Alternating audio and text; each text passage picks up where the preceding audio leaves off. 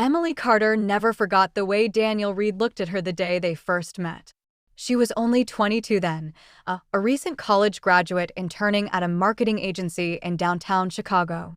She was vibrant, slim, full of energy, the kind of woman who turned heads without even trying. Daniel, for years older and already climbing the corporate ladder, was smitten from the start. "You're dangerous, Emily," he said during one of their late-night work sessions, flashing that confident grin she had once found irresistible. "If you don't stop distracting me with those big brown eyes, I'll never finish this report." She had laughed, cheeks warm, unaware of how those words would echo bitterly in her memory years later. Their romance was fast, whirlwind-like, the kind people envied. Within a year, Daniel proposed at Millennium Park, slipping a diamond ring on her finger as strangers clapped around them. Emily thought she was stepping into forever. She had no idea she was stepping into a storm. At first, life was everything she dreamed of. They got married in a small but elegant ceremony, moved into a cozy condo overlooking Lake Michigan, and built routines that felt like the beginning of a long, happy life.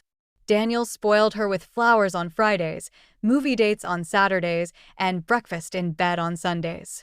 Friends teased them for being disgustingly in love. But 3 years later, everything began to shift. When Emily found out she was pregnant, she was overjoyed.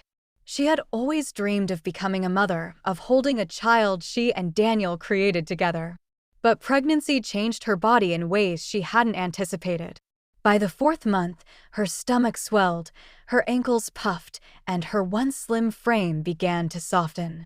At first, Daniel pretended not to notice.